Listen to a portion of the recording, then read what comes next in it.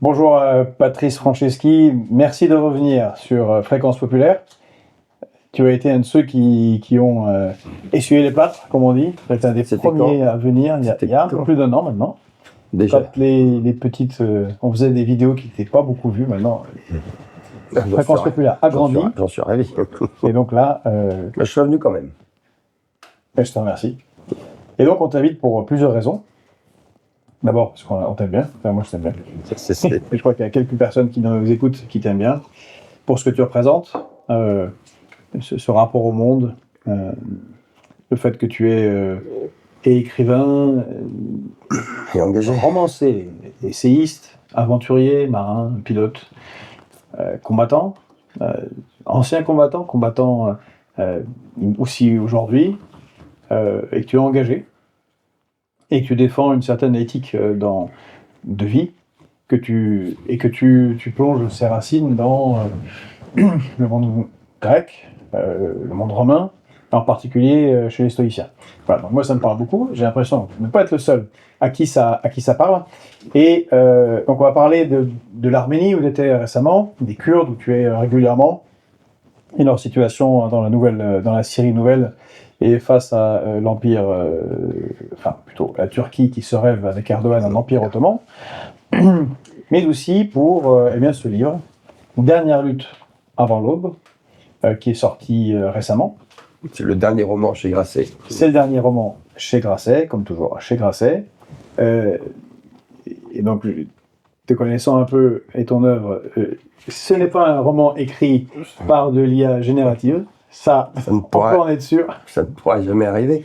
Je vois que tu as travaillé, c'est cordé de tous les côtés, etc. Ah oui, malheureusement, je suis quelqu'un qui massacre un peu les livres. Non. C'est gribouillé, c'est noté, c'est écorné. J'ai toujours considéré qu'un livre se lit un stylo à la main et doit être personnalisé. Moi, j'ai des bouquins que j'ai lus il y a très longtemps, relus, réécrits, où je note partout où je les lis, et donc ils sont uniques.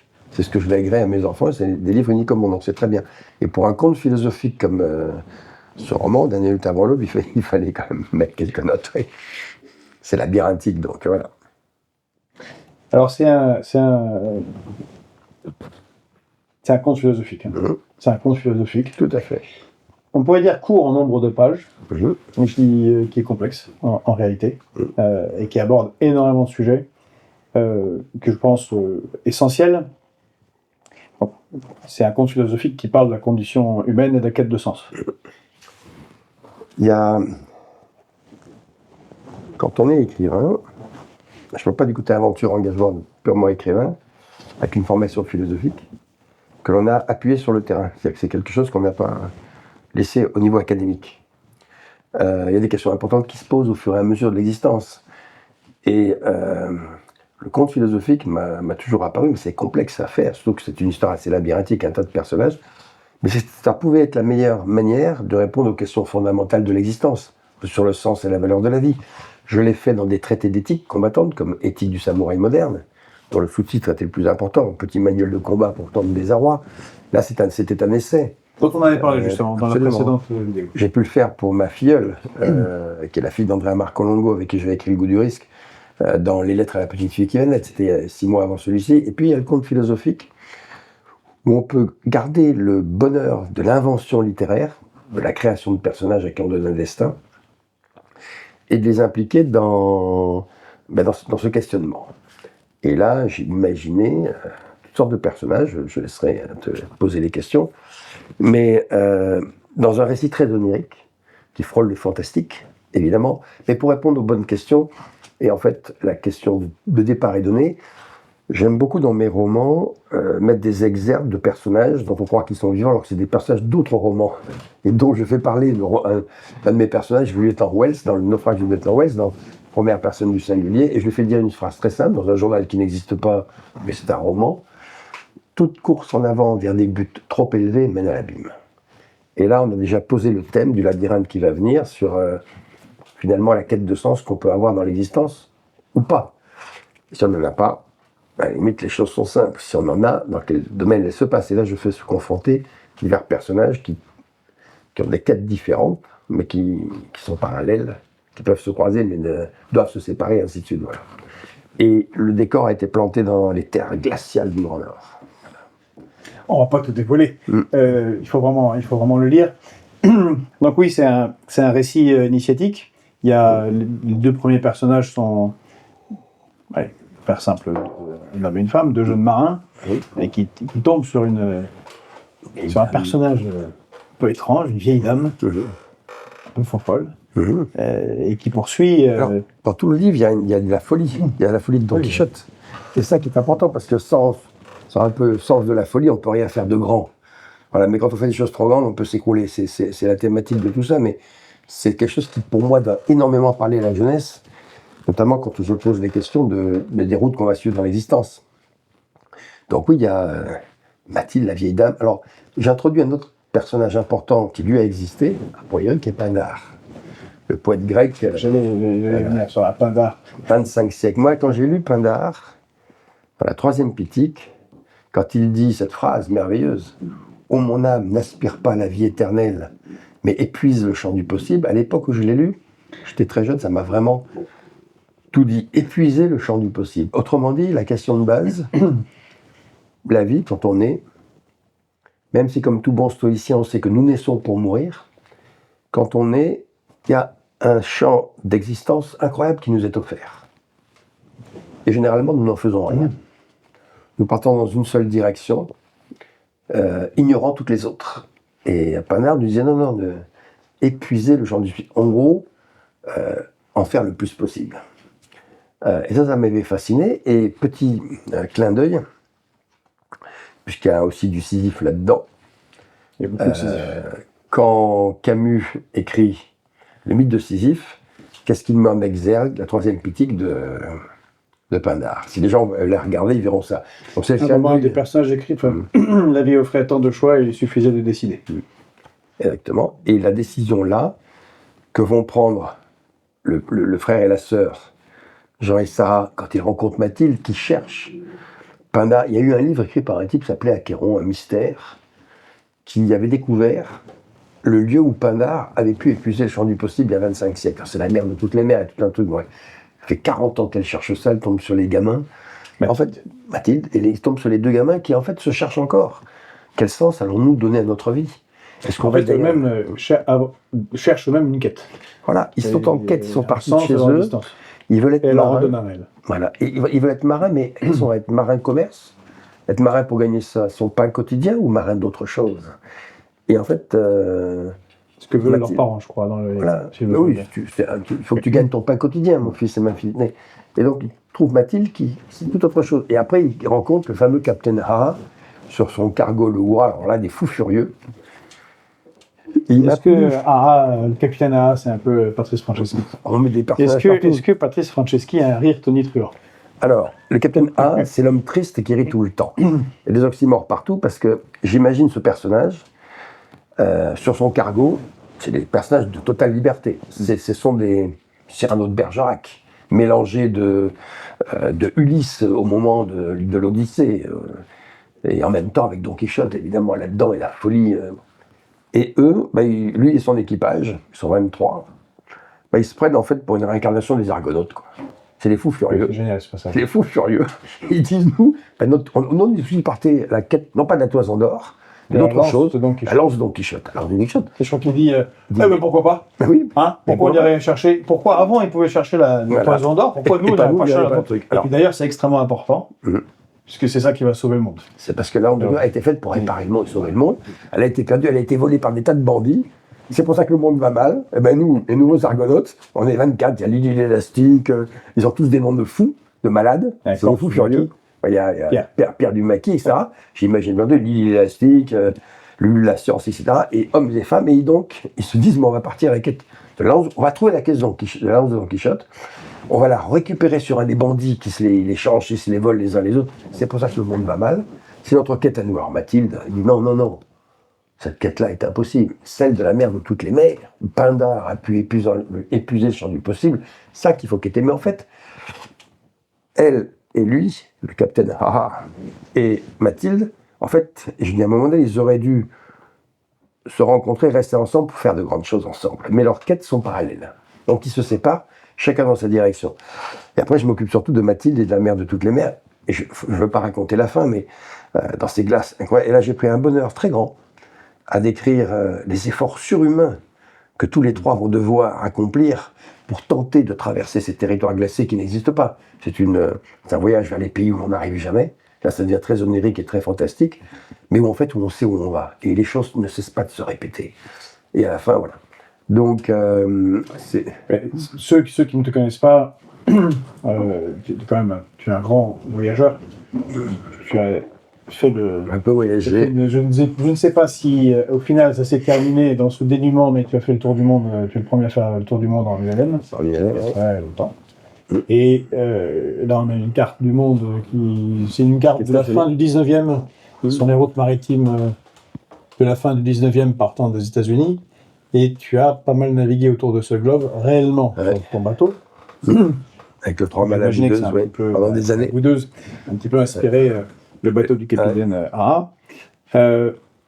Alors, Pindare est au cœur tu l'as dit, de ce et à travers lui, la Grèce. La Grèce, le monde gréco-romain, c'est une sorte d'ode aux humanités. C'est notre berceau. C'est notre berceau civilisationnel. Et puis les Grecs ont tout pensé. En fait, quand on les lit, en général, tout a déjà été pensé, au moins une fois. Je crois que c'est Hegel qui disait, depuis Platon, toute la philosophie... Ah oui, depuis les Grecs, toute la philosophie occidentale sont des notes de bas de page des livres, des dialogues de Platon. C'est Hegel qui a dit ça, et c'est un peu exagéré. Mais en fait, c'était pour dire que les Grecs ont quand même fait énormément de choses. Et dans des conditions inimaginables. Quand on lit la métaphysique d'Aristote, ces 14 livres de la métaphysique d'Aristote, comment il décrypte et analyse notre rapport conceptuel au monde pour le dire, le comprendre et l'entendre, il n'a rien, il n'a aucun outil. Je veux dire, ils n'ont rien. Ils étaient capables de mesurer la distance sans rien. Rien que par la pensée, c'était de sacrés bonhommes. Donc Pindare, un poète, né au VIe siècle avant Jésus-Christ, quelque part par là. En gros, il y a 25 siècles. Voilà, il y a 25 siècles. C'est très ancien.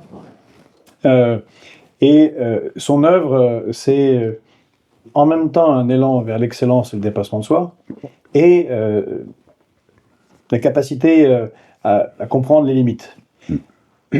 On lui attribue cette phrase « Deviens ce que tu es, apprends à le devenir ». Et dans le livre d'Acheron, je crois d'Achéron, rien ne comptait que d'atteindre un jour le monde pour lequel j'étais fait, ce monde qui se trouvait au-delà de tous ces obstacles. C'est à peu près, c'est le même, je dirais, tempérament. Un homme, c'est quoi finalement? Toi, moi, lui, tous les gens qui nous écoutent. C'est une intelligence, c'est un physique, mais c'est aussi et surtout un tempérament et un caractère. Et tout se fait par tempérament et caractère, bien plus que par intelligence ou idée. La guerre, comme l'amour, comme le reste. Et les Grecs avaient, dans ces idées-là, le même tempérament. Ils savaient ce qu'ils voulaient, chacun le dit à sa manière. Et surtout, ils constataient quand les Grecs disaient aussi, mais moi, c'est Thucydide, se reposer ou être libre, il faut choisir.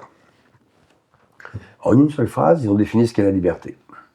En fait, non, ils ont défini plutôt ce que va être la vie de l'homme libre.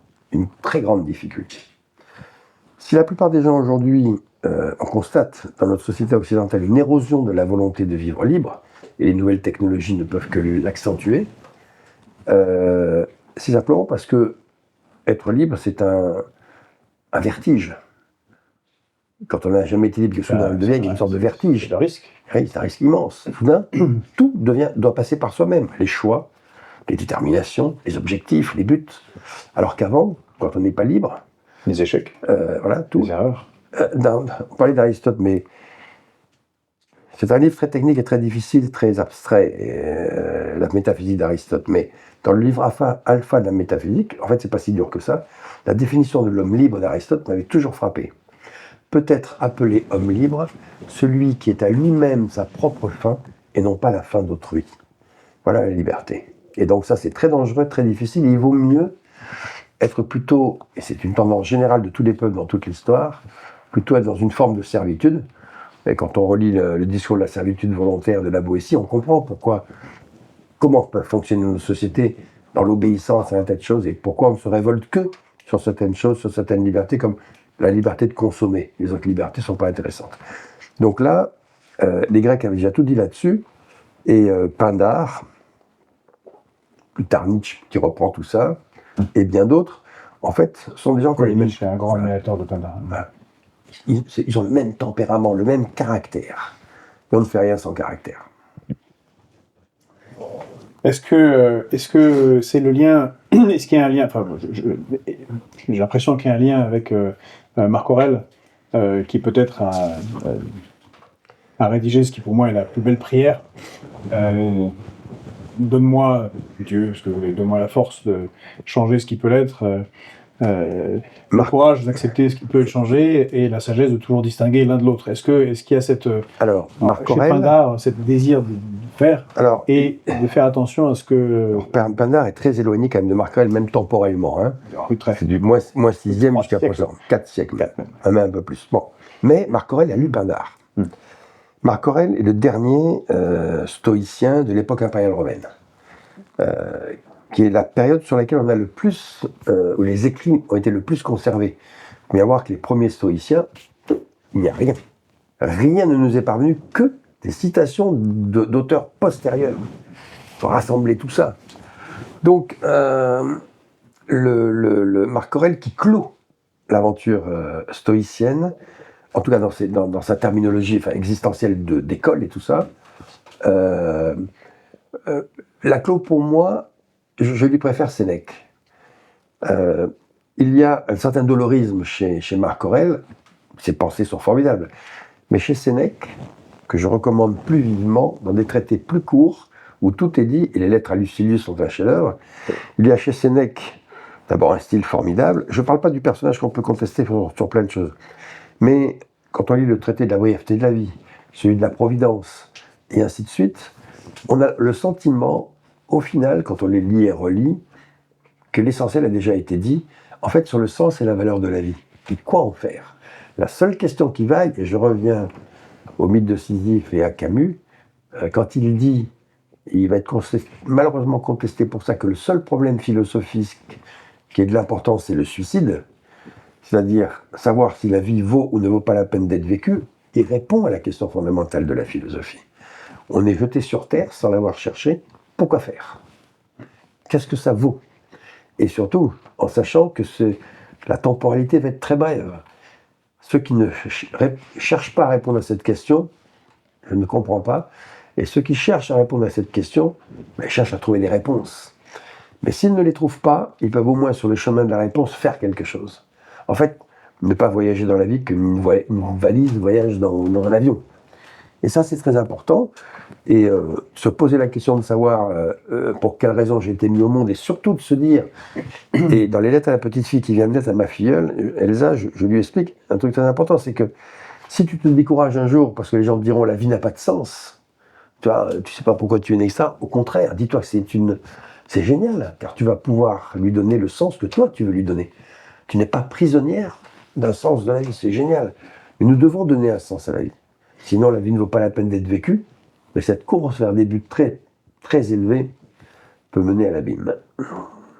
Et des phrases vraiment... c'est vraiment un style magnifique. Merci. Il y a des phrases extraordinaires, justement, par rapport à ce que tu viens de dire, puisque c'est une initiation pour ces deux jeunes, sur cette voie-là que tu viens de décrire. Merci de le dire comme ça, parce que c'est un roman labyrinthique, et c'est aussi un roman d'initiation, en même temps qu'un roman sur le sens de la vie. Et donc, je vais citer deux phrases, de moments séparés, mais qui font écho l'une à l'autre. L'idée qu'il puisse encore exister en ce bas monde des choses inconnues dont l'importance dépasse l'entendement nous était montée à la tête. C'est ces deux jeunes qui sont confrontés aux quêtes. Oui, c'est génial. Plus tard, il dit, je commençais à comprendre, avec un vague malaise, que ces gens-là aspiraient à autre chose qu'à vivre le plus longtemps possible. Oui. Ça, c'était l'équipage du Capitaine Ahab. Au fond, et ça fera un lien avec les Kurdes et tout ça, mais et les stoïciens le disaient très bien, la crainte de la mort, c'est le début de l'esclavage.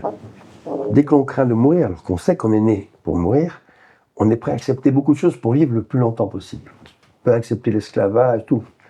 Vous savez comment Patrice Franceschi résume dans son livre cette phrase? Je crois que c'est ma phrase préférée. Ouais. La dernière cartouche vaut toujours mieux que la première soumission. La dernière cartouche vaut toujours mieux que la première soumission. Voilà, c'est un des personnages qui dit ça, et qui a compris que le sens et la valeur de la vie, c'est surtout pas la soumission, c'est la liberté, et qu'elle vaut de tout jeter dans la balance. Mais dans ce cas-là, waouh, quel travail, quelle difficulté, quel péril, mais quelle exaltation. C'est ce que vont soudain découvrir les deux gamins, Jean et Sarah, parce qu'on leur dit soudain, il y a des choses incroyables qu'on peut atteindre, des choses beaucoup plus géniales que de se contenter de vivre.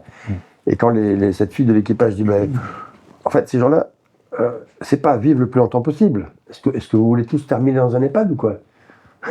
C'est simplement que le peu de temps que la vie nous réserve avant de mourir soit bien utilisé pour quelque chose de fondamental. Et après, on meurt vite.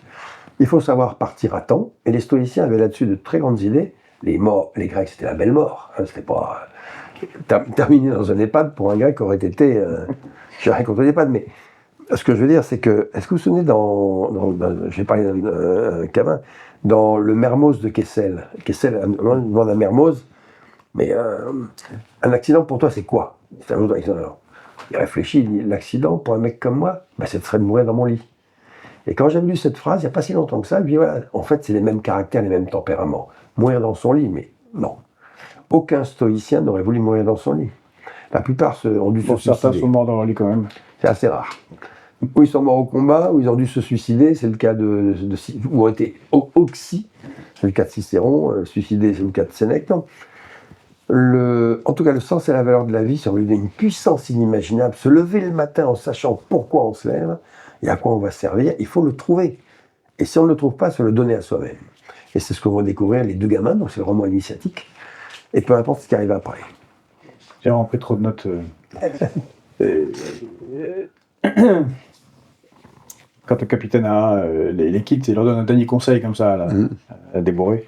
Ensuite, juste un conseil, si vous voulez bien m'écouter, relevez-vous toujours et repartez. Parce que tu vas nous dire, à un moment donné, tu écris dans ce moment final, difficile, il faut faire beaucoup de sacrifices pour atteindre, pour atteindre des buts qu'on sait. Épuiser le champ du possible. Ouais. Et donc, nous hésitions à nous lever, lutter contre le désir de repos, contre le désir de paix, contre le désir de confort et de facilité, contre tout ce qui engourdit les âmes. Alors ça, c'est dans le coin philosophique, mais est-ce que c'est pas notre société qui engourdit les âmes et le confort, la fin du désir? Ça fera aussi un lien important avec les Kurdes ou les Arméniens, c'est que nous sommes devenus des sociétés de surplus et des sociétés de consommation exagérée, où finalement, encore une fois, les seules libertés que les gens veulent défendre, c'est celle de consommer. Le bonheur, c'est de sortir du supermarché le caddie plein. Et tout ça, on l'a laissé faire, et donc ça a vidé les vies de leur sens, de leur quête spirituelle. Et là, je parle de quête spirituelle laïque, de tout, bien sûr. Mais en fait, dans l'éthique du samouraï moderne, comme dans la petite fille qui venait, je dis un truc. En fait, pour vivre bien, il faut, assez jeune, mais à tout instant de la vie, se dire quelles sont les choses qui me sont sacrées. S'il n'y a pas de sacré dans ma vie ne vaut pas grand-chose. Et on ne parle pas de sacré religieux. C'est de décider par soi-même de ce qui est sacré. Par exemple, quelqu'un peut dire, mon pays est sacré, la démocratie est sacrée, ma famille est sacrée.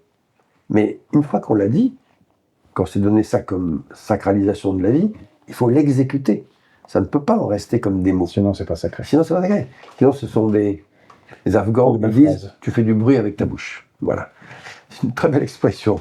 Et donc, il faut l'exécuter, par exemple, défendre la démocratie. Si un jour, il faut aller se battre comme Socrate à la bataille de Potidée, comme le raconte Platon, le maigrichon Socrate, inventeur de l'éthique. La démocratie est menacée, il sort son épée, son bouclier, il va se battre. Et là, il met en acte ses discours. Mais se donner des choses sacrées et les mettre en acte en permanence, comme peuvent faire certains Kurdes et certains Arméniens, donne un tel sens à la vie que le bonheur est atteint, même dans la souffrance, même dans la guerre. C'est quelque chose d'assez extraordinaire, mais les gens doivent l'expérimenter en sortant du confort. Il y avait une phrase formidable, tous les Grecs ont tout dit. Dans je ne sais plus quel dialogue de Platon, il y a Socrate qui est assis au bord d'une route et une caravane de marchandises passe devant lui. Les chameaux, les ânes chargés de soie, d'encens, d'or, de bijoux, de tout ce qu'on veut. Et une fois que le dernier chameau est passé, il dit « Mon Dieu, que de choses dont je n'ai pas besoin. » Quand même extraordinaire comme phrase. Juste pour dire que la quête des biens matériels, qui est majoritaire, n'est absolument pas le secret du bonheur. Car elle est infinie, elle ne procure jamais un bonheur complet, on veut toujours plus. Le véritable bonheur, c'est l'adéquation constante et permanente entre ce que l'on pense et ce que l'on fait. Ce que tentent de faire les héros de ce roman. Alors, c'est un conte philosophique, donc tout y est très étrange et très différent. Mais au moins, je pense que c'est une musique qu'on n'entend pas ailleurs. Non. Oui. Vraiment, c'est un livre qui vaut le coup d'être lu. On est au-delà de très très loin. Est-ce que cette prise de risque, cette confrontation au monde, est-ce qu'elle protège parce que dans le livre, le capitaine conseille, quand il quitte le Hora, faites donc de la mort votre ami. Je compris enfin, dans la nuit blanche qui garrottait ma gorge, que si j'acceptais cette mort comme compagne de vie, je survivrais à n'importe quelle épreuve. Alors ça, c'est une leçon, je le dis à ma manière, mais c'est une vieille leçon stoïcienne qui est la crainte de la mort, c'est le début de la servitude. Si je crains de mourir, tout ce que je voudrais faire, par crainte de la mort, je ne le ferai pas. D'éviter.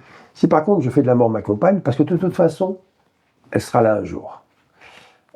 Si j'en fais ma compagne, je peux l'apprivoiser et faire ce que j'ai à faire. Et le jour où la mort surviendra, puisqu'elle doit survenir, quoi qu'il arrive, peu importe le moment, ce que j'ai à faire en ce bas monde, je l'aurai fait.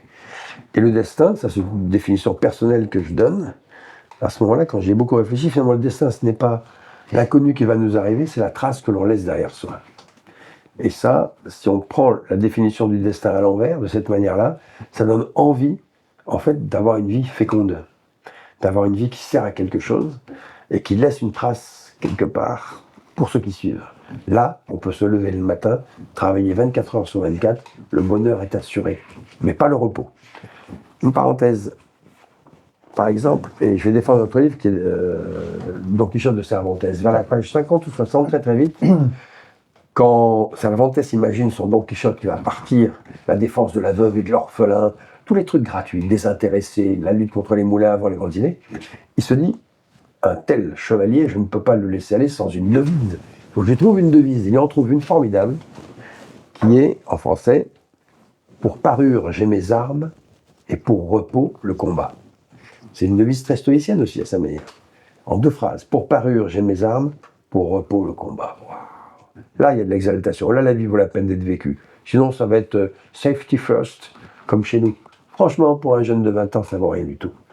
Et même pour un vieux de 70 qui, s'il pense l'inverse, sera très très jeune. C'est ça le secret de la jeunesse. C'est de ne pas refroidir avec l'âge. Est-ce qu'il y a une phrase qui est inspirée par Jouvet, qui est, à un moment, nous on fait entrer les livres dans la vie et la vie dans les livres. Non, enfin, peut-être que c'est la pierre. C'est notre rôle dans ce bas monde. Oui, parce qu'il y avait, je crois que c'est dans Entrée des artistes, il y a c'est un vieux film, mais ouais. il y a une actrice qui tente le concours. Ouais.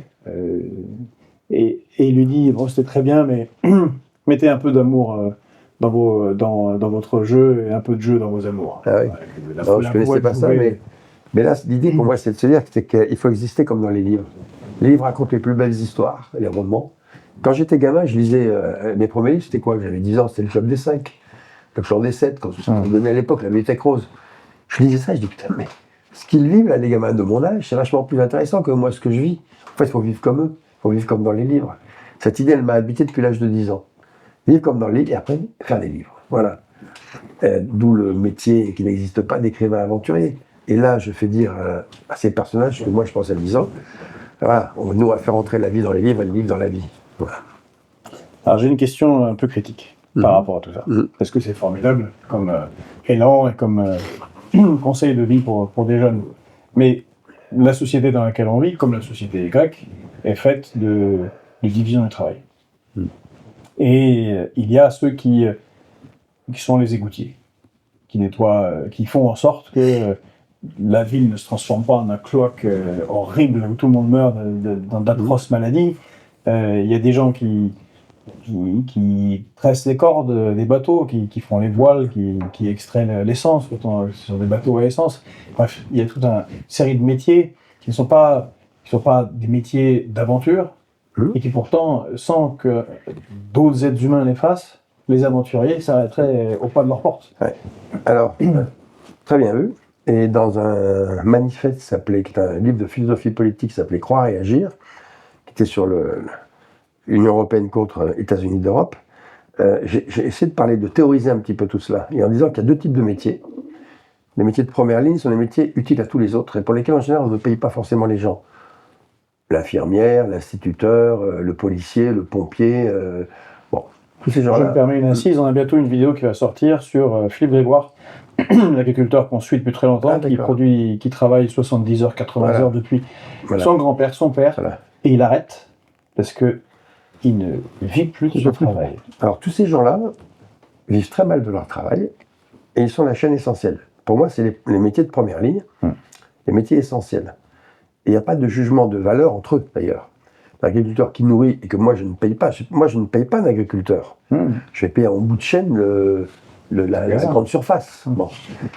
Je ne paye pas, si j'appelle les pompiers viennent me sauver, je ne les paye pas en sortant. L'instituteur de mes enfants, je ne paye pas à la fin de la classe. Je paye des impôts. Donc ce sont des métiers où le lien, il n'y a pas de lien économique entre le métier et le service qu'il rend. C'est des métiers donc géniaux. C'est des grands métiers, des beaux métiers. Après, si je veux, le banquier, non, il faut que je le paye. L'assureur, il faut que je le paye. Ah, c'est une deuxième catégorie de métiers. Et pour moi, je le dis bien, ils sont nécessaires, mais ils sont moins estimables. Et donc, je pense que dans la vie, il faut avoir le courage de juger et de dire que socialement, même si un banquier et un instituteur sont nécessaires, on ne va pas le contester, eh bien, la première des gloires, c'est l'instituteur avant le banquier. Si on ne dit pas ça, on ne dit rien. Alors, on ne va pas tuer le banquier, hein, c'est pas le sujet, mais c'est quand même de mettre en rapport qui est le plus utile. Qui est le plus utile. Et pour qu'une société fonctionne, dans ses bases, je parlais de l'égoutier ou des gens comme ça, il y a toutes ces strates, c'est des métiers, moi j'appelle de première ligne. Donc les métiers essentiels, les métiers les plus honorables en réalité, et les métiers sur lesquels effectivement les autres n'existeraient pas. Alors je ne mets pas dans ces métiers, j'ai pas mis les artistes. Ils sont un peu à part. Les artistes sont ni de première ligne, ni Et souvent, on peut être de première ligne et artiste, aventurier et artiste. C'est ton cas. Voilà. Donc c'est un tout petit peu à part. Mais en tout cas, j'ai une admiration profonde, et dans ce livre, Croire et agir, je le disais bien, vraiment, parce que je les vois travailler, pas très bien payés en général, de moins en moins bien considérés. Effectivement, l'agriculteur, l'instituteur, le pompier, le soldat, tous les gens qui servent le pays avec des salaires très, très faibles. Et s'il y avait une grande révolution politique à faire, ben c'est de juger cela. Et de dire, on va un peu réégaliser tout cela. Parce que ça ne va pas, ça ne peut pas marcher comme ça. Et ça c'est vraiment très intéressant. Je suis entièrement d'accord avec toi. Alors, la société est dysfonctionnelle quand celui qui est prisé, qui est loué, qui gagne très très bien sa vie, est celui qui monte ses fesses sur un écran ou fait du marketing pour des yaourts, alors que celui qui fait à manger pour tout le monde le défend, le soigne et l'éduque, est mal payé, c'est qu'il y a un problème. C'est un vrai problème social, un vrai politique. Alors moi, je l'ai, en tant qu'écrivain et philosophe politique, identifié en mettant comme ça, en disant qu'il faut le courage de juger. Avec l'agriculteur là, l'infirmière de l'hôpital et machin, ils sont plus utiles, je suis désolé, qu'un assureur ou un banquier. Et donc ils devraient être mieux payés. Mais après, il nous faut des assureurs, des banquiers, mais il faut les remettre à leur place, ces gens-là. Donc, alors, les façons de le faire, ça dépasse le cadre de cette intervention, mais en tout cas, les héros de mes romans et de mes personnages, évidemment qu'ils pensent comme ça. Sinon, ils ne poursuivraient pas des buts aussi désintéressés. Ils seraient traders à Londres. Ils sont dans une école de commerce. Non, ils sont... Donc voilà, on vous le reconseille, on va le mettre c'est gentil. En incrustation. Donc, la dernière lutte avant l'aube. Donc, voilà, si vous voulez un livre, un conte philosophique, initiatique, vraiment les jeunes, c'est fantastique à lire. Ça peut se relire, je pense, après. Il y a de la symbolique. On réfléchit à l'absurde de la condition humaine, comment est-ce qu'on donne sens à l'existence, quels sont les grands idéaux, quelle vie on se choisit. Pour ceux qui nous écoutent, qui avaient 18, 19, 20 ans, merci. Bon, faut le lire. Ça vaut vraiment le coup. Bien évidemment, je le disais, tu es un aventurier au sens noble du terme. Non, parce que les aventuriers, les guignols, un aventurier au sens noble du terme. marin, militaire, pilote. Tu as pris des risques dans la vie, tu as combattu avec les Afghans contre les Soviétiques pendant la guerre soviéto-afghane, oui. la guerre soviéto-afghane, d'avant, Celle d'avant. des années 80, qui a sûrement aussi dû contribuer à la chute de l'URSS, en fait. Ce qui a permis aux Afghans de marquer une croix supplémentaire. On va voir s'ils s'est séparés avec les Américains. Avant de se taper les Américains à 20 ans. Oui, mais ça se trouve, les Américains, parce que quand même 20 ans de guerre et puis perdre contre des gens qui sont en sandales avec des Kalachnikov, Ouais. ça, bon, quand on est la première armée du monde, c'est un peu embêtant. Ouais. Au moins, ça pose des questions sur qu'est-ce que c'est la première armée du monde. Bon. Il y a dans ce livre, Dernière lutte avant l'aube, une métaphore de tes propres combats. Qui ont été nombreux, avec les Afghans, avec les Kurdes, avec les Arméniens. Et c'est aussi pour ça qu'on a voulu te voir, parce que les Kurdes et les Arméniens semblent avoir été volatilisés dans l'espace-temps médiatique. En fait, tout est lié avec eux. Et ils m'ont appris beaucoup de choses, surtout les Kurdes. Kurdes de Syrie notamment. En fait, ils sont volatilisés aux marges de l'actualité et tout ça, parce que leur poids économique, diplomatique, est faible. Il n'y a pas de pitié en la matière. Et quand ils sont utiles, c'est le cas des Kurdes contre Daesh, après les attentats, alors là, on ne parle que d'eux, on les soutient. Une fois qu'il n'y a plus Daesh, ils ne sont plus utiles et on les abandonne. C'est un vieux schéma terrifiant d'un point de vue humain, totalement opposé à la dernière lutte avant l'aube, par exemple. Les Arméniens ont subi le nettoyage ethnique du Haut-Karabakh. On les abandonne quand même parce que, au fond, on se focalise sur la guerre en Ukraine, sur la guerre potentielle éventuellement la Chine, l'URSS, la Chine, les États-Unis, dans le Pacifique, etc. Et c'est assez impressionnant, on n'a plus cette faculté politique de traiter des dossiers importants, nombreux, en même temps. On priorise, mais il faut. Mais la priorisation qu'on a aujourd'hui, c'est, voilà, un ou deux dossiers et tous les autres, ils disparaissent.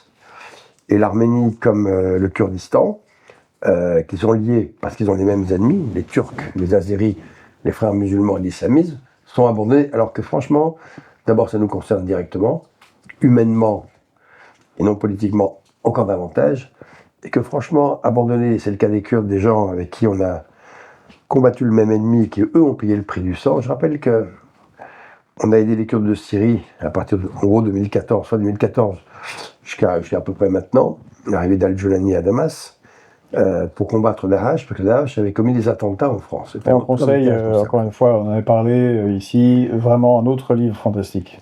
D'ailleurs, qui fait écho, enfin, c'est ton œuvre, un sens global, Mourir pour Kobané, extraordinaire, sur cette guerre, cette bataille de septembre 2014, janvier 2015, où, contre toute attente, les Kurdes vont tenir bon face à Daesh. Parce que ce sont des gens habités par de grands idéaux. Un projet politique, la liberté, ils n'ont jamais connu. La dignité, ils n'ont jamais connu. Et hommes et femmes, garçons et filles, et beaucoup de filles, se battent pour ça. Et je peux vous garantir que moi, ce que j'ai découvert avec elles, dès les années 2012-13, quand j'ai commencé à essayer de les aider sur place, et c'était éblouissant. C'était le bonheur qui les habitait, dans la guerre. Et pourquoi ?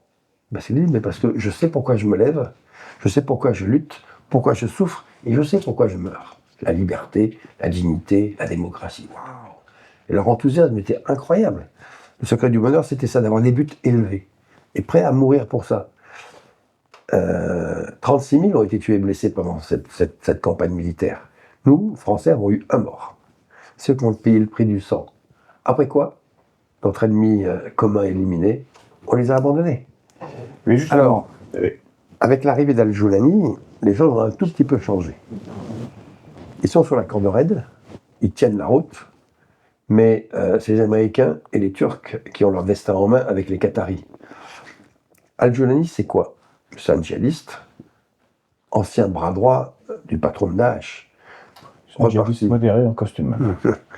Moi, je le connais bien, enfin, depuis 2012-13.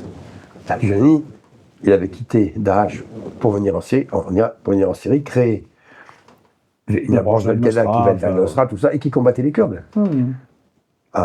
C'est les Khani, tout ça. C'était un islamiste. Et qui le soutenait ? Les Turcs, financés par les Qataris. Bon. Le PSG qui a gagné l'autre jour, c'est pas le PSG qui a gagné, c'est le Qatar. C'est l'influence du Qatar en France qui est terrifiante. C'est notre souveraineté par rapport à ces gens-là qui, je rappelle, défendent le Hamas, défendent des frères musulmans qui est en cause. Donc Al-Julani, c'est l'homme des Turcs, qui était protégé dans la région d'Idlib pendant des années en attendant le moment favorable de prendre le pouvoir. Et un peu plus au nord, dans les zones prises par les Turcs, il y avait l'armée nationale syrienne, ce sont des mercenaires turcs, qui eux s'occupaient directement des Kurdes. Al-Julani, c'était pour prendre Damas un jour ou l'autre et refaire de la Syrie un wilayat ottoman.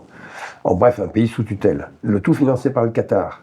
Le moment favorable, ça a été en décembre, quand les Russes, pris par la guerre en Ukraine, avaient déserté à peu près la Syrie. Et Puis ils avaient lâché ce que l'autre faisait n'importe quoi. Enfin, visiblement, ils en avaient marre. mais et puis surtout, l'Ukraine était dominante. Ah oui, oui. Et les Iraniens, c'est de la Hezbollah libanais qui envoyé, avec les Israéliens, le problème qu'ils avaient, ben, il n'y avait plus rien. Donc tout ça, c'était vide.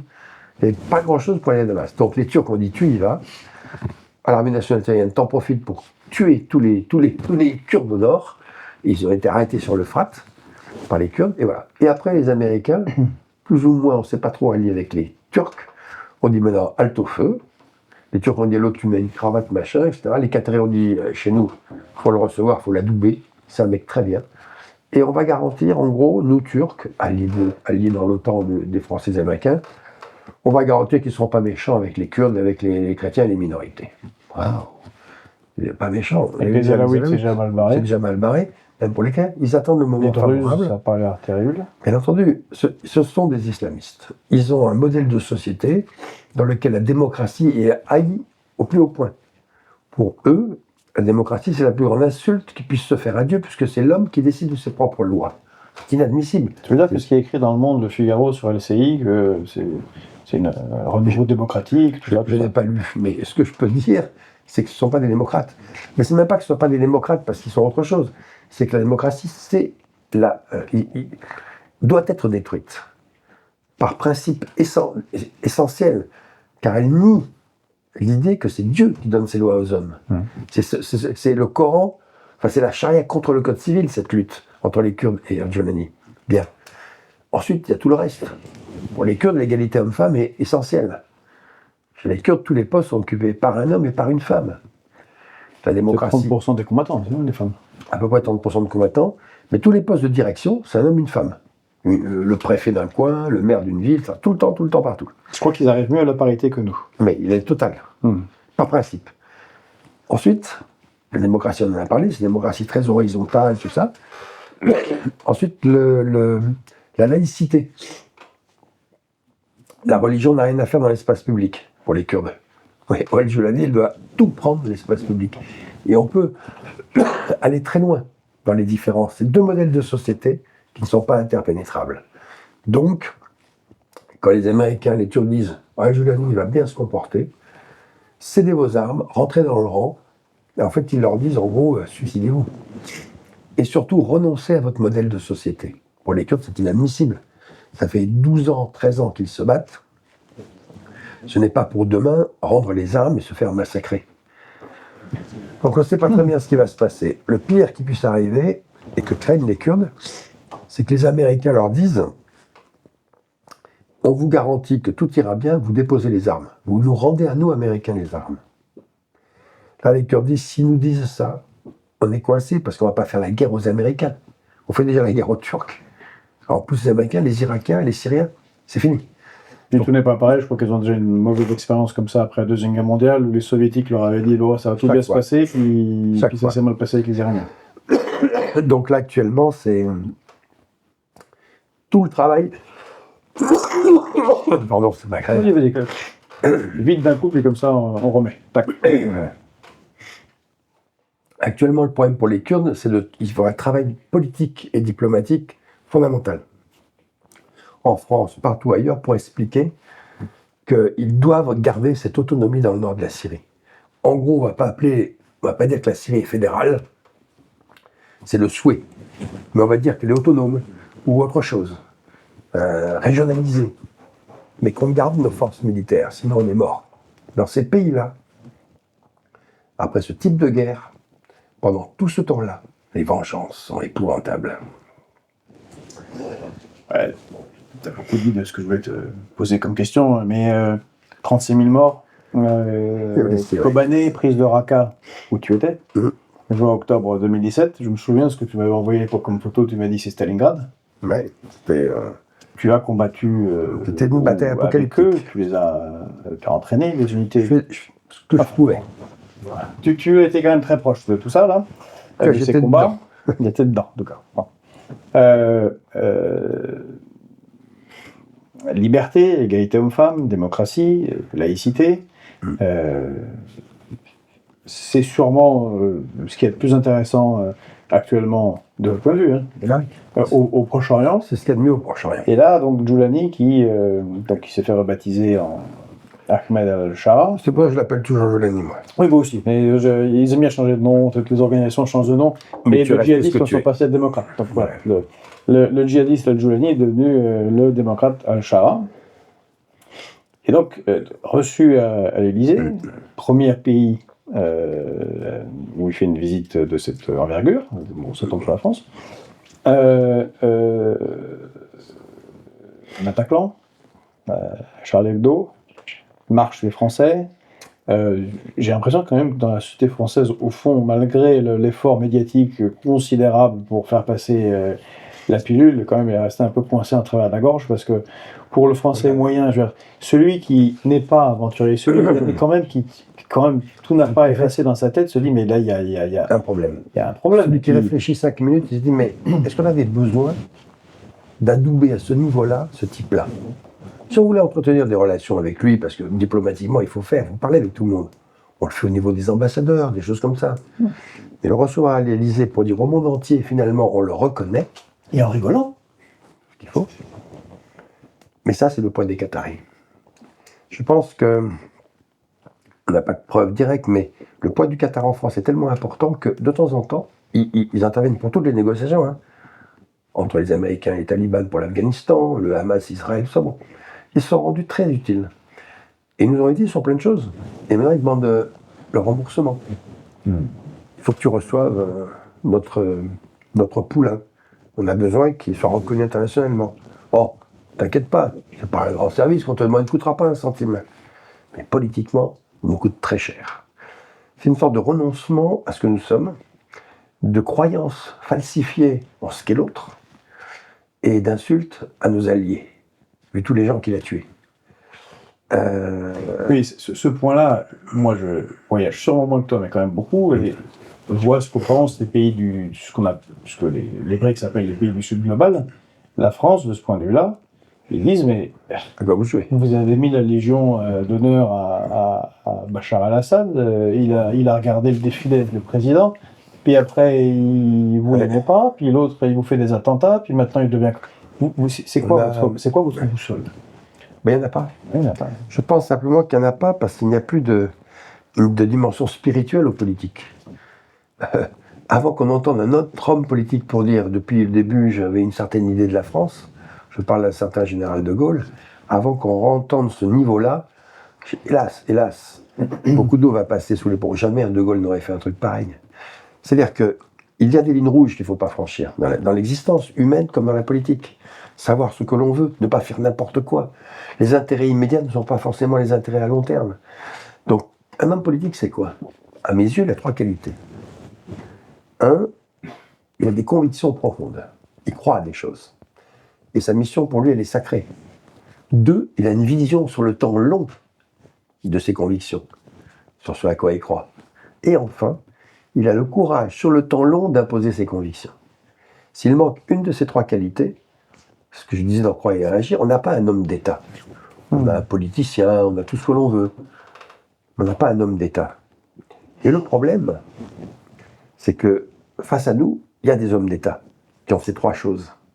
Parce que ces 3 choses, pour l'instant, il y a une neutralité axiologique, c'est-à-dire qu'il n'y a pas de valeur dedans. Oui, une conviction, une vision et du courage peuvent être négatives ou positives. Donc, qu'on aime ou qu'on n'aime pas, c'est très exactement ce qui caractérise, par exemple, Poutine. Ou Poutine, Erdogan et tout cela sont des hommes d'État. Ils ont des convictions profondes, très dégueulasses. De Gaulle, parfait. Positif. Voilà. Chez nous, par contre, on a affaire à des hommes d'État et chez nous, il n'y a pas d'hommes d'État. Donc on est perdant d'avance. Nous, on va voir les intérêts immédiats. donnant, machin. Et donc les lignes longues, de long terme, sont les vagues de fond qui arrivent et qui surgiront un peu plus tard.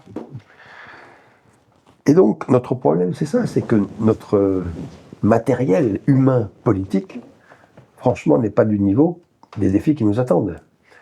Et je pense, à regarder les choses autour de moi, qu'en fait, tous les postes de direction, il y a à peu près 3000 en France, de gens qui décident, sont trustés par le système lui-même, par la société telle qu'elle est, par les mêmes, par consanguinité, par tout ce qu'on veut, et que donc, dans l'armée, c'est pareil, hein, c'est pas les meilleurs qui sont au-dessus.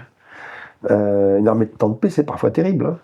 Hein. Et donc, finalement, les bons, ils ne peuvent pas surgir, ils sont automatiquement trop dangereux. Donc, laissés de côté, et nous mourrons de tout ça. Et ce qu'il faut attendre, dans 2 ans, il y a des élections présidentielles, il faut attendre. On ne voit pas qui sera politiquement à la hauteur des enjeux. Ça, on verra, c'est une autre question. En parlant des vagues profondes, il y a une vaguelette qui me pose problème. Bon, on va passer à autre chose, mais les Américains, hier, c'est un peu passé sous le radar, d'ailleurs, médiatique, ont autorisé ceux qui n'avaient pas autorisé avant, à savoir que les combattants étrangers djihadistes rejoignent l'armée syrienne dans ce qu'ils appellent la 4e brigade, je ne sais pas. Ouais. Bon, alors ils ont parlé, on a un peu parlé ici des 3000 Ouïghours, bon, en se disant, c'est pas grave, c'est pour les Chinois. Mais j'ai regardé, on a entre 100 et 150 Français à peu près, qui ne sont pas des amoureux de la démocratie. Non, ce sont nos ennemis, ils nous haïssent. Et ils ont réussi des attentats terroristes assez extraordinaires, au sens des attentats terroristes, qui ont quand même marqué le pays, en particulier le Bataclan. Ils seront impunis. Et ils étaient avant dans le désert. Alors, je veux bien que l'État islamique avait Raqqa, mais ça, ils n'auront pas les mêmes. Là, ils ont la Syrie entière, enfin presque entière. En tout cas, Damas. Donc un appareil d'État quand même qui pour l'instant il risque d'être plus de sanctions américaines. Tout ça c'est le travail des Turcs financé par les Qataris. Avec les Américains, en fait, Trump doit se dire, j'imagine, je vais en finir avec trop de guerre, bouclez-moi ce dossier syrien. Il y a un nouveau patron à Damas, mais en fait, comme à l'époque de Téhéran en 79 avec Khomeini, celui qui chasse un tyran c'est un saint. En gros, il y a cette idée bizarre. Il n'y a pas l'idée qu'un tyran peut chasser un tyran. On s'en est aperçu avec Khomeini un peu plus tard. Et donc là, il dit, bon, il y a un nouveau, faites avec. Les Turcs vont dire, non, mais c'est les réalistes qui savent qu'un tyran chasse un tyran. Voilà. Les idéalistes pensent que, comme on a soutenu machin, ils peuvent être que bien, sinon... Et c'est justement ça, pas ça. Il ne faut pas confondre l'idéalisme réaliste et l'idéalisme stupide. Je veux dire, les réalistes, ils voient les faits, ils veulent des idéaux, mais ils voient les faits tels qu'ils sont. Il ne veut pas voir le monde tel qu'il voudrait qu'il soit lui, mais comme il est vraiment pour pouvoir éventuellement travailler sur lui. Donc, débrouillez-vous avec ce Al-Jolani. Les Turcs doivent dire, on vous garantit que, vous inquiétez pas, on les tient. Les Qataris, on les finance, donc tout ça est sous contrôle. Il n'y aura plus de guerre. Mais en réalité, c'est pire que reculer pour mieux sauter. La prochaine. Et alors, ça peut prendre 1 mois, ça peut prendre 1 an, 2 ans, 3 ans, mais à un moment donné, de toute façon, la vérité du terrain ressurgira, la nature du régime sera là, se dévoilera, mais ce sera quand ils auront obtenu tout ce qu'ils veulent. Je l'avais dit en décembre, on ne m'a pas beaucoup invité sur les plateaux de télévision parce que mon discours était différent. Il dit, c'est pas un chef rebelle qui vient de prendre, c'est un tyran qui vient de prendre le pouvoir à Damas en chassant un autre tyran qui avait du sang jusque-là. Mais celui-là aussi, on n'a rien gagné en réalité. Il dit, ils vont rien faire de mal contre les minorités. Leur objectif, c'est 1, que les sanctions économiques soient supprimées et qu'ils sortent de la liste d'entreprises terroristes. 2, que leur reconnaissance politique et diplomatique soit assurée, avec la réouverture de l'ambassade. Et 3, ça c'est Macron qui leur a donné, que aux Nations Unies et leur image internationale soit réinstaurée. Quand ils auront atteint ces 3 buts... 2 déjà. Il y a 2. Quand ils auront atteint les 3 buts, alors maintenant qu'ils seront totalement au pouvoir, ils vont attendre le moment favorable pour exécuter leur plan de société, celui du califat, avec un ennemi désigné, l'Europe. Voilà. Et parce que Ayat Tahrir al-Sham, ça n'a pas aux frontières de la Syrie. Hein. Non. C'est le Levant. Eux, c'est le Levant dans son ensemble, donc ils ont moins internationalistes, et c'est tout à fait exact que Daesh, que l'État islamique. Ils sont moins violents aussi. Le summum, c'était quand même... Daesh, c'était vraiment le summum du summum. Ce qui ne veut pas dire qu'en dessous, c'était gentil, non. Mais Daesh, c'est pire que tout. l'élite. Mais voilà, mais c'est Al-Qaïda, c'est tout. C'est pas. Alors, pour finir, L'Arménie, oui. On parle beaucoup en Europe, en France, de valeurs, bon, on voit qu'on dévoie nous-mêmes, donc ça rend de moins en moins audible ce que dit notre diplomatie. On a le cas de l'Arménie, qui est quand même cher à la France, puisque beaucoup d'Arméniens sont venus en France au moment du génocide arménien, toujours non reconnu par la Turquie, et il s'est passé quand même des choses terribles. Donc bon, il y a les guerres à la fin de l'URSS, première guerre du Haut-Karabakh, là il y a la deuxième guerre du Haut-Karabakh en 2020, qui a été un écrasement de l'Arménie parce que la Turquie s'en est mêlée et qu'on a vu l'apparition des drones, du système d'armes combiné qui n'existait pas encore. D'ailleurs, premier retour des guerres d'État contre État. On pensait que c'était enterré, même si ce sont des petits États quand même. Et puis septembre 2023, offensive éclair sur le Haut-Karabakh et nettoyage ethnique. C'est-à-dire, il n'y a pas beaucoup de nettoyage ethnique entièrement réussi. Donc là, quasi-totalité des Arméniens sont partis. Terrorisés par les Tatars, les Azéris, et surtout parce qu'ils leur promettent. Quand ça s'est passé, il ne faut pas oublier que c'était dans la mémoire de ces Arméniens, il y a le génocide de 1915, et qu'il y a dans les discours des Turcs ou de Aliyev, deux États mais un seul peuple, en finir avec l'épée, c'est le terme. Le boulot n'a pas été terminé en 1915, il faut en finir. Quand vous savez ça, vous n'êtes pas les Français contre les Allemands en 14. Si vous vous rendez, on vous arrête et on vous met dans un camp de prisonniers. Non, on n'est pas du tout dans cette optique-là. C'est l'extermination, c'est le génocide. Alors aujourd'hui, on ne peut plus faire de génocide facilement. On a trouvé le nettoyage ethnique, c'est beaucoup mieux. On obtient le même résultat, la conquête est totale sans qu'il n'y ait plus un seul autochtone, mais sans tuer tout le monde. Donc c'est ce que déploient comme tactique, comme état final, les Azéris, appuyés par les Turcs évidemment, et ils ont trouvé leurs alliés pakistanais, tout ce qui va ensemble, et je rappelle, pendant la guerre du Haut-Karabakh, les islamistes de Syrie. Ceux qui combattaient les Kurdes, et les Turcs les avaient emmenés pour combattre les armées. On se trouve en face de nous avec des Ouïghours, avec des islamistes. Dans la capitale arménienne de Haut-Karabakh, son nom m'échappe là tout à coup. Stepanakert, ils ont mis une antenne des loups gris. C'est une insulte. Donc, voilà l'état des lieux. Donc, qu'est-ce qu'on fait? Les Russes, qui étaient les protecteurs historiques, étaient un peu détournés de tout ça, puis ils voulaient donner une leçon aussi aux Arméniens, parce qu'ils étaient rapprochés d'Occident. Bon. Une leçon quand même. Ils ont encore deux bases militaires, avec Gyumri et Rebelli. C'est vrai qu'ils n'ont pas bougé. Les gardes frontières, ils sont là, ils n'ont pas bougé. Voilà une leçon pour les Arméniens. Est-ce qu'ils bougeront plus tard? On ne sait pas trop. Donc les Arméniens ont cherché d'autres alliés, plus sérieux, ils ont trouvé la France. Il n'y a pas d'Américains, il n'y a rien. Ça ne les intéresse pas. Mais la France, comme d'habitude, arrive un peu tard et avec peu de choses. Mais elle fait déjà ce qu'elle peut. On a heureusement un excellent ambassadeur sur place, qui était l'ancien consul général à Erbil, au Kurdistan d'Irak. Tu connais bien. Il connaît très bien, c'est un véritable ambassadeur. Il faut dire que tu étais récemment en Arménie, c'est pour ça que c'est intéressant. Longtemps. Cette année, j'ai dû faire 12 ou 13 séjours. Et donc, il a tout fait pour que militairement, nous aidions les Arméniens. Alors, entre ce qu'on fait et rien, c'est génial. Mais il y a aussi l'idée de transformer l'armée arménienne, et on a des forces spéciales qui le font, parce qu'il n'est pas trop tard, mais qu'il faut tout changer. En fait, les Arméniens s'étaient endormis après les... Tu fais quoi là? C'est du tourisme? Du tourisme, non. Je fais ce que je peux pour aider les amis qui me demandent de les aider. C'est comme ça, et tout ça, évidemment, comment dirais-je, de manière totalement désintéressée, financièrement ou autre, mais il faut nous défendre, et défendre la liberté, où qu'elle soit. Et ça me plaît bien. Et les Arméniens ressemblent aux Kurdes. Ils n'arrêtent pas de se parler entre eux, voilà. On a les mêmes ennemis, qu'est-ce qu'on fait ensemble? On est abandonné par tout le monde, on essaie de tirer un peu les Français par-ci, etc. Bon. Mais l'armée arménienne s'était endormie après 1994 et sa victoire. Elle est restée soviétisée, donc il faut la sortir de sa gangue. 3 millions les Arméniens, ils sont très peu. Donc là, pour conclure, il y a là-bas alors Erevan, en plus, c'est une ville adorable. Enfin, c'est un beau pays, c'est des gens adorables au possible. On se sent chez soi quand on est en Arménie. Et pas seulement parce que c'est un pays chrétien, parce que c'est aussi un pays libre, un pays qui aime la culture, qui aime la littérature, profondément francophile. C'est inimaginable. Oui, bien sûr. Bon, donc on s'y sent chez soi. Ben, s'ils demandent de les aider, on a envie que de les aider. D'autant plus que l'ennemi, quand tu es sur la frontière, dans le Sunnik, tout au nord, à 200 mètres ou 300 mètres ou 100 mètres, des lignes azéries on est dans les tranchées de 14-18 du côté arménien, surtout l'hiver, c'est incroyable. Et de l'autre côté, on est déjà dans la guerre des étoiles. Le différence, il est colossal. Et là, il y a des vieilles grand-mères, des vieux, des jeunes qui prêts à se battre. Mais c'est pathétique et tragique. Et on sent que là aussi, comme chez les Kurdes, on va vivre une tragédie antique au temps moderne. Bon, moi, j'essaie d'alerter et surtout de faire quelque chose avec eux.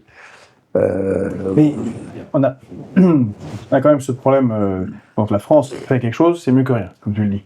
Ouais. Sauf que notre président veut construire la souveraineté européenne. Or, le problème, c'est que Madame von der Leyen, alors que l'on critique les Russes, que je sois d'accord ou pas d'accord pour leur invasion en Ukraine, est allée par 2 fois. Alors, Non, mais c'est déjà, terrifiant. le 18 juillet 2022 et le 16 mai 2025, le jour de mon anniversaire, ça va pas longtemps, c'est très agaçant, pour voir Monsieur Aliyev, qui bon, donc, a réalisé un nettoyage ethnique L'homme du nettoyage ethnique. en serrant les mains, Ouais, ouais. en disant que c'est Ils n'ont magnifique. peur de rien.